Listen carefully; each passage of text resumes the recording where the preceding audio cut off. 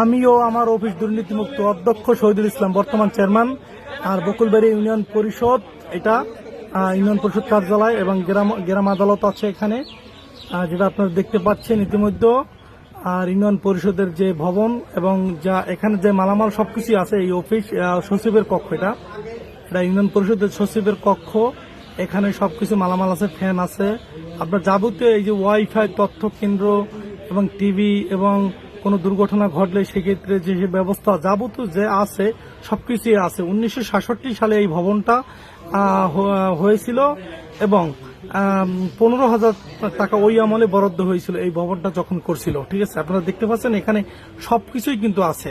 ঠিক আছে, এই সাধারণ অনেক লোকজন আছে এখানে দেখতে পাচ্ছেন। এই হলো নেটওয়ার্ক রুম, কিন্তু এখন দেখতে পাচ্ছেন নেটওয়ার্ক রুম। ঠিক আছে, সচিব কক্ষ, আপনারা সবকিছু কিন্তু দেখতে পাচ্ছেন। এখনই সবকিছু এখানে আছে। আমরা এখানে সাধারণ জনগণ এখানে চাই যে এখানে ইউনিয়ন পরিষদটা হোক। ঠিক আছে, এখানে হোক। আমরা একটু ভিতরে আপনাদেরকে একটু দেখাবো যে আদালতটা আছে, যে আদালত, যে এই হলো আদালত কক্ষ। ঠিক আছে, এখানে যে গ্রাম আদালত কক্ষ, এজলাস থানা, এটা এখানে সবকিছু সালিশি বিচার হয়।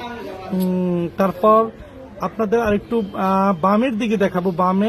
বামের দিকে দেখেন এখানে যে পুরনো কাগজপাতি, যত সরকারি দপ্তরিক যে কাগজপাতি আছে সবকিছু কিন্তু এখনো পর্যন্ত আছে। এবং এই যে আপনার কাগজপাতি রাখার জন্য যে থাকা দরকার, সেগুলোও কিন্তু আছে অলরেডি এখানে। চেয়ার টেবিল, আল্লাহ রহমত, সবকিছু এখনো সেই কার্যক্রম কিন্তু সবকিছু আছে। কিন্তু শুধু বকুলবাড়ি ইউনিয়ন যে বর্তমান চেয়ারম্যান শহীদ আল হাওলাদার, উনি শুধু ওই অফিসে আসেন না এবং বসেন না। ঠিক আছে, এইটা হলো চেয়ারম্যান কক্ষ, এটা আপনারা একটু দেখেন।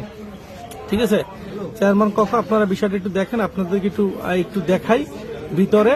এখানের যে আজকে যারা পরিদর্শন করতে আসছেন তারা একটু পরিদর্শন করে দেখতেছেন এবং তারা কাগজপাতি ঠিক আছে কিনা এবং এখানের ভ্যাট ট্যাক্স দেওয়া আছে কিনা এবং কত শতাংশ জমি দেওয়া আছে সেটা পর্যন্ত দেখতেছে এবং জায়গা আছে কিনা সেটা পর্যন্ত দেখতেছে। কাগজপত্র সবকিছু দেখে তারপরে তারা সিদ্ধান্ত নেবে যে কোন জায়গায় দিলে ভালো হয় এবং জনগণ কোথায় চায়। ঠিক আছে, এই পর্যন্তই আমার আজকের জন্য এই ভিডিওটা।